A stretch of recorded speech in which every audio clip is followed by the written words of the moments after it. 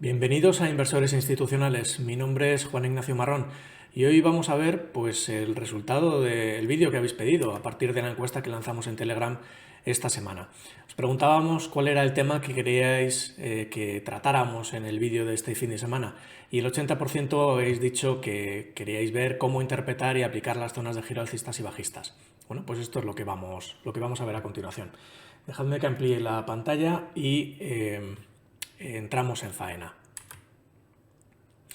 ¿Qué son las zonas de giro y cómo aplicarlas? Antes de empezar, lo primero y muy importante, señalar que la información que vamos a ver a partir de ahora no pretende ser ninguna invitación a operar en base a ella, ni representa ningún tipo de recomendación de compra o de venta. Nos dedicamos única y exclusivamente a generar información a partir de los modelos cuantitativos que hemos generado y compartirla en el canal de Telegram porque pensamos que es información que puede servir como complemento para algunas de las metodologías o de los enfoques que estéis utilizando ya cada uno de vosotros y que pueden ser enfoques totalmente distintos. De hecho, podéis estar cada uno pues, incluso en horizontes temporales muy distintos, desde el scalping hasta la inversión de más largo plazo. Muy bien, ¿qué es lo que vamos a ver en este vídeo? Bueno, pues en particular, ¿qué son las zonas de giro? ¿Qué características tienen? Y cómo podemos utilizarlas con otra información que estamos generando en el canal a través de nuestros modelos que compartimos en el canal de Telegram, como son los niveles institucionales. En particular, estamos hablando del nivel de los market makers, NMM, el nivel institucional superior, el NIS, y el nivel institucional inferior, el NII, el NI. Muy bien, vale. ¿Qué es lo que buscamos? Pues fundamentalmente que el objetivo es que seáis 100% autónomos, es decir, que interpretéis correctamente la información que publicamos sin necesidad de nuestra participación en ningún momento. Para ello lo que vamos a hacer es utilizar, como siempre, la información más reciente que tenemos. En este caso es el Nasdaq, que va desde el 1 de noviembre hasta el cierre de este viernes, el 2 de diciembre. Este vídeo lo estamos grabando el 3 de diciembre, el sábado. Y para qué irnos a información pasada si podemos irnos a la más reciente, ¿no? Bueno, pues eso es lo que vamos a hacer.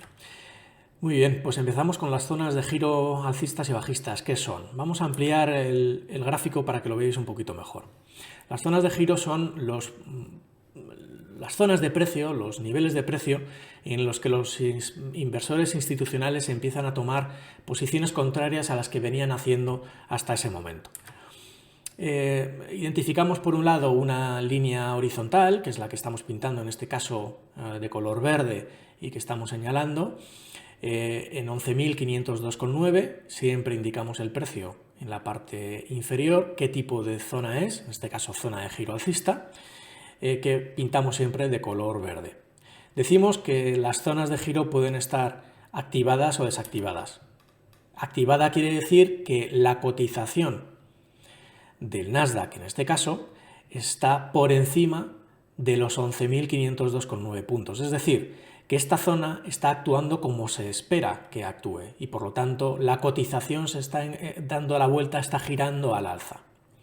En cambio, si cotizara por debajo, diríamos que esta zona de giro alcista está desactivada. Si nos fijamos ahora en la zona de giro bajista en 12.052,4, nos encontramos de nuevo la misma configuración. Una línea horizontal que nos determina el nivel de precio en el que estamos identificando ese posible giro a la baja en el Nasdaq. Siempre que cotice por debajo de esta línea, de este nivel 12.052,4, diremos que esta zona de giro bajista está activada, está funcionando, mientras que si cotizara por encima diríamos que está desactivada. Como decíamos antes, para que haya un giro alcista tiene que venir previamente de un movimiento bajista, como estamos viendo aquí, ¿vale? Sí, quiero que os centréis además en ese punto en particular. Ese punto que estamos señalando es el momento en el que la zona de giro alcista se identifica por primera vez. Y esta línea horizontal se mantiene, se pinta, hasta que aparezca una nueva zona de giro alcista, ¿vale? ¿Qué es lo que esperábamos? Pues que se produjera un movimiento al alza, lo estamos viendo aquí, y a partir de ahí, de nuevo, identificamos una nueva zona de giro bajista en ese punto que estamos marcando, ¿vale? Muy bien. La importancia de esos puntos es porque determina la primera de las características de estas zonas de giro que identificamos, que es la identificación temprana. Es decir, desde un momento muy inicial ya estamos viendo dónde, en qué punto, en qué nivel de precio puede producirse un cambio en la tendencia anterior. Para ver la segunda de las características vamos a abrir un poquito el zoom. ¿Por qué? Pues porque lo que estamos diciendo es que la segunda característica es el zigzag. Bueno, esto no viene a ser otra cosa que la aplicación práctica de uno de los principios de la teoría de Dow, donde dice que las tendencias se construyen a partir de la concatenación de máximos y mínimos. Cuando los máximos y los mínimos son crecientes estamos ante una tendencia alcista, positiva. Cuando los máximos y mínimos son decrecientes estamos ante tendencias bajistas. En este caso estamos haciendo lo mismo. Siempre después de una zona de giro alcista, como estamos viendo aquí el día 4 de noviembre, le va a seguir una zona de giro alcista. Y a continuación va a venir una zona de giro alcista y a continuación otra bajista. Y la siguiente tendrá que ser una zona de giro alcista. El nivel de detalle podemos bajarlo, evidentemente, como estamos viendo, pero es verdad que la información que compartimos en el canal preferimos que sea esta, donde nos centramos en las zonas de giro más relevantes, más importantes para el futuro del activo. Si abrimos todavía más el zoom, pues lo que vemos es, pues fíjate, desde el mes de agosto, cómo ha ido concatenando máximos y mínimos en un primer momento decrecientes. A partir del 7 de noviembre ya empieza a hacer una zona de giro alcista, que en este caso es mayor que la anterior, por lo tanto empieza a ser constructivo, para posteriormente empezar ya a confirmar máximos y mínimos crecientes. Por lo tanto, de momento presenta una estructura alcista, el Nasdaq, constructiva de cara al futuro, en base a las zonas de giro que estamos analizando. Muy bien, para ver la tercera y última característica fundamental de las zonas de giro, quiero que nos centremos en particular en este periodo que va desde el 4 de noviembre hasta el 15. Dejadme, eso sí, comentar un aspecto antes que se me ha olvidado mencionar, que es el siguiente. Si os fijáis en el trazo de esta línea que une la última zona de giro alcista y la última zona de giro bajista, es un trazo discontinuo, mientras que las anteriores es una línea continua. ¿Por qué? Bueno, pues lo que estamos diciendo con esto es que esta zona de giro bajista aún no ha sido confirmada. ¿Por qué? Porque necesitamos que haya una nueva zona de giro alcista futura para tener la seguridad, la tranquilidad de que efectivamente este es el punto de inflexión a partir del cual empieza a caer. Por eso, una vez que ya tenemos confirmado que esta zona de giro alcista es definitiva, la pintaremos, hemos pintado esta línea de forma continua en la medida en que ya tenemos una zona de giro alcista posterior. Cuando identifiquemos una zona nueva de giro alcista, esta línea discontinua pasará a ser continua. Por eso hablamos también de zonas de giro confirmadas o no confirmadas. Bueno, dicho esto, pasamos, además que es un tema importante, un aspecto importante para precisamente lo que vamos a ver a continuación, la tercera y última de las características. Este tramo que estamos viendo del 4 al 15 de noviembre, en el que quiero que nos centremos, vamos a ampliarlo para verlo un poquito mejor. Pasamos de una zona de giro alcista en 10.679,5 a una zona de giro bajista en 11.996,8. Ahora bien, ¿qué es lo que ocurre? Que si abrimos el zoom, lo que vemos es que entre medias ha habido varias zonas de giro bajistas. Es decir, zonas donde hemos identificado que podía darse la vuelta el mercado, pero que finalmente se han desactivado y han continuado la tendencia iniciada previamente en esta última zona de giro alcista. Esto es lo que decimos, que las zonas de giro pueden ser o bien zonas de consolidación, como estamos viendo, o bien zonas donde se produce un cambio de tendencia. La tercera característica que estábamos diciendo es que una vez que identificamos una nueva zona de giro bajista, en este caso, y se desactiva, la siguiente zona de giro que identifiquemos siempre va a tener un nivel de precio mejor que la anterior.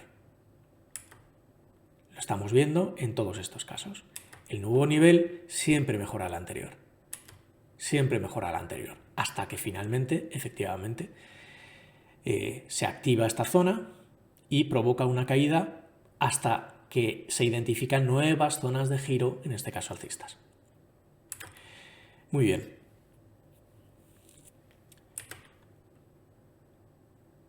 Resumimos. Tipos de zonas de giro: alcistas y bajistas, activadas o desactivadas y confirmadas o no confirmadas, dependiendo de si hemos identificado otras zonas de giro posteriores. Las características fundamentales: la identificación temprana, el zigzag. Después de una zona de giro alcista tiene que venir una bajista y después de una zona de giro bajista tiene que venir una alcista. Y por último, que el nivel de precio siempre tiene que mejorar al anterior. Muy bien, pues pasamos ahora a ver cómo podemos utilizar estas zonas de giro. El mensaje fundamental y principal es que sirven como complemento de otras metodologías o enfoques. Lo que vamos a ver a partir de ahora no pretende y no es un sistema de trading de ninguna de las maneras. Simplemente os ayuda a contextualizar, a poner en contexto dónde se encuentra el activo y qué tipo de órdenes, de operaciones, alcistas o bajistas, pueden ser las que tengan mayor probabilidad de éxito. Por ejemplo, si nos fijamos en el Nasdaq, en este caso en la zona de giro que identificábamos el día 30 de noviembre, el día 30 de noviembre, si os acordáis, es cuando se produjo la comparecencia de Jerome Powell en el Instituto Brookings a las 7 y media de la tarde y que provocó esta subida tan relevante. Bueno, pues unas horas antes habíamos identificado esta potencial zona de giro alcista y que además se encontraba activada. El círculo, elipse, como queráis decirlo, verde, lo que identifica es el último punto de corte. En este caso, el corte alcista y que por lo tanto está activando esta zona. Bueno, claro, si estamos en una zona de giro alcista y está activada, pues lo normal es que busquemos posicionamiento largo. En cambio, cuando estamos junto a una zona de giro bajista y está activada, como estamos viendo a partir del momento en el que se produce el último giro, el último corte del nivel que habíamos identificado en 12.052,4, lo que debemos es dar más prioridad a las posiciones cortas que a las posiciones largas. Como veis, es muy sencillo. ¿Qué es lo que ocurre? Bueno, pues si nos fijamos en este caso en el euro contra el dólar, estamos hablando también de lo que ha sucedido en las últimas semanas y nos vamos a fijar además en particular en lo que ha sucedido en el último tramo, es el correspondiente a la última semana de cotización. Nos encontramos con que después de experimentar una subida muy importante desde 0,97, que fue la última zona de giro alcista que habíamos identificado, se topa con una zona de giro bajista en 1,0434. Bueno, hay un determinado periodo donde esta zona está activada, y decimos que está activada porque está cotizando, como veis, por debajo, por lo tanto debemos utilizarlo para posicionamiento corto, pero llega un determinado momento donde esta zona la desactiva y al desactivarla, pues hombre, a partir de este último momento, lo último que deberíamos hacer es, utilizando esta zona de giro como contexto, es buscar posicionamiento corto. En su caso, lo que podríamos pensar es si a lo mejor debemos empezar a pensar que esto es una zona de consolidación que va a dar lugar a nuevas subidas continuando la tendencia anterior y que por lo tanto lo que debemos es buscar posicionamiento largo. Eso, ¿cómo lo vamos a determinar? A partir de vuestra metodología y, desde luego, la concatenación de los máximos y de los mínimos que estábamos viendo previamente, pues nos va a ayudar a determinar si tiene sentido o no. Hagamos un repaso del euro contra el dólar desde el mes de julio, más o menos. Lo que veíamos es, no lo podemos ver porque si no el gráfico se vería demasiado pequeño, pero una concatenación continua de máximos y mínimos decrecientes, de zonas de giro alcistas y bajistas a niveles cada vez más bajos. Bueno, pues, ¿qué es lo que deberíamos hacer? Bueno, pues utilizando esa misma teoría de Dow que estábamos diciendo, hombre, pues si identificamos una zona de giro bajista que se encuentra en un nivel inferior a la última zona de giro bajista anterior, pues deberíamos probablemente dar prioridad al posicionamiento corto. Llega a una zona de giro alcista, que además fue inferior a la anterior, rebota y de nuevo define otra zona de giro bajista en un nivel todavía inferior. Bueno, pues demos prioridad al posicionamiento corto. Eso vuelve a suceder a finales del mes de octubre. La última semana del mes de octubre, y da lugar a una caída hasta ¿dónde? Hasta el 6 de noviembre, momento en el que la zona se identifica una zona de giro alcista en 0,97 que curiosamente es superior a la anterior, 0,95. Bueno, pues lo que podríamos plantearnos es si a partir de ese momento tiene sentido empezar a tener una perspectiva, una previsión, una esperanza de que el precio pueda tener un desarrollo más positivo del que ha tenido hasta ese momento. Bueno, si además a esto le metemos los niveles institucionales, lo que nos ayuda es a darle todavía más contexto. ¿Por qué? Pues porque a partir de esta zona de giro alcista que identificábamos en 0,97,411, lo que vemos es que rompe al alza el nivel institucional inferior en 1,012, que es el nivel que estaba cotizando en ese momento, y como sabéis, cuando se rompe al alza un nivel institucional inferior, lo que esperamos es una reacción acelerada en el precio, como se ha producido. Bueno, topamos ahora con la zona de giro bajista y la desactiva. Por lo tanto, lo que debemos esperar es que probablemente se dirija, ¿dónde? Al nivel de la zona de los market makers en 1,06. Bueno, esto es, ya estamos poniendo en contexto las zonas de giro con los niveles institucionales. Cuando se rompe un nivel institucional, lo que debemos esperar es que se dirija al siguiente nivel institucional y posteriormente al siguiente. Volvamos al Nasdaq. Estábamos diciendo que lo último que habíamos identificado era una zona de giro bajista en 12.052, que además se encuentra activa utilizando como referencia el precio de cierre de semanal, que es el que tenemos aquí, del 2 de diciembre. Vale, vamos a darle un poquito de contexto. Vamos a hacer, vamos a abrir un poquito el zoom. Y lo que nos encontramos que es, bueno, pues de nuevo nos encontramos con una concatenación de máximos y mínimos decrecientes. En este caso, una zona de giro bajista en 12.791 en un nivel inferior a los 13.659, por lo tanto, en principio, parece que la presión bajista puede ser mayor a la alcista. Bueno, pues lo que se produce que es pues, una caída hasta una nueva zona de giro alcista que incluso es inferior a la anterior. ¿Eso qué hace? Pues nos da pie a que cuando identificamos la siguiente zona de giro bajista en 11.541, que podamos dar prioridad al posicionamiento corto. Y eso nos permite, bueno, pues, aprovechar un movimiento hasta los 10.679. ¿Qué ocurre? Que de nuevo, como estábamos viendo en el caso del euro contra el dólar, este nivel de precios, 10.679, es superior a los 10.561. Por lo tanto, decimos, bueno, pues probablemente podemos empezar a dar prioridad a, al menos, a considerar la posibilidad de tomar largos cuando antes lo más correcto probablemente sería aprovechar los movimientos bajistas. Bueno, ¿qué identificamos? Pues que la siguiente zona de giro bajista se encuentra ya en un nivel superior al anterior. Por lo tanto, ya tenemos máximos crecientes y mínimos crecientes. Bueno, pues en la siguiente zona de giro alcista que identificamos en 11.502, lo más normal sería buscar un posicionamiento largo. ¿Qué ocurre? Bueno, pues vamos a hacer lo mismo que antes. Vamos a ponerlo en contexto con los niveles institucionales. ¿Por qué? Pues porque además esto nos ayuda a ver otro tipo de uso que podemos darle a las zonas de giro.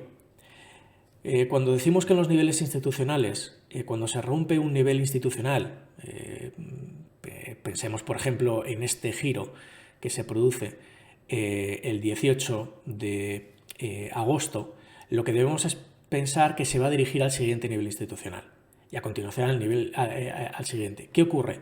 Que por debajo del nivel institucional inferior no hay nada, pero sí tenemos las zonas de giro alcistas. Por lo tanto, cuando se produce un corte del nivel institucional superior, vamos a esperar que se produzca una caída al nivel de los market makers, como se produce. A continuación pierde el nivel institucional inferior y utilizamos la zona de giro alcista para fijar un stop a los beneficios. Eso se vuelve a repetir el día 12 de septiembre, pierde el nivel institucional inferior en este caso, pierde el nivel de los market makers y utilizamos la zona de giro alcista en 10.561,9 para fijar el stop profit. Como no hay 2 sin 3, pues nos encontramos también un nuevo corte del nivel institucional inferior a la baja, lo que nos haría posicionarnos cortos, y utilizamos el nivel de la zona de giro alcista en 10.679 que veríamos anteriormente para bloquear estas ganancias. Ocurre lo contrario también aquí. Desde el momento en el que corta al alza el nivel institucional inferior, lo que debemos esperar es que se produzca un movimiento ascendente que dirija el precio a la zona del nivel de los market makers en 12.228. Sin embargo, se topa con la zona de giro bajista en 11.997. Bueno, pues lo podemos utilizar como stop. A continuación, ¿qué nos encontramos? Nuevo corte bajista, donde la zona de giro alcista en 11.502 nos sirve como stop. Y por último, ¿qué nos encontramos? Nuevo corte al alza del nivel institucional inferior en 11.686 que podemos proteger con la nueva zona de giro bajista en los 12.052,4 puntos. En definitiva, ¿cómo podemos utilizar las zonas de giro? Pues si eres scalper y quieres hacer operaciones de muy corto plazo, te ayuda a filtrar el sentido, la dirección en la que deberías operar, de tal forma que operes siempre en el sentido de las zonas de giro que estén activadas. Si estamos ante una zona de giro bajista, bueno, cuando la cotización esté por debajo, busca cortos. Cuando estés en una zona de giro alcista y la cotización esté por encima, busca largos, porque probablemente tiene más probabilidad de subir que de bajar. Si eres un trader, bueno, pues puedes utilizar la concatenación de las zonas de giro alcistas y bajistas pues para ver de una manera 100% cuantitativa y objetiva si se está generando algún tipo de tendencia alcista o bajista, porque está concatenando zonas de forma creciente o decreciente. También, si eres un trader, te puede venir bien que las operaciones que hagas en base a las zonas de giro alcistas o bajistas sean coherentes con los niveles institucionales y con la lectura que estemos haciendo de los niveles institucionales. Y por último, bueno, pues utilizarlo como potencial stop profit, como estábamos viendo anteriormente.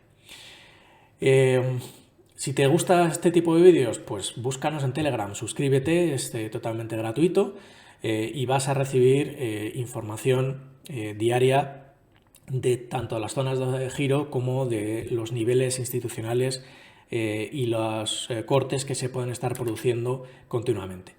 Estamos también en YouTube, en Inversores Institucionales, y en Twitter, donde hacemos también alguna actualización, pero sin duda en Telegram es donde vais a tener toda la información más actualizada.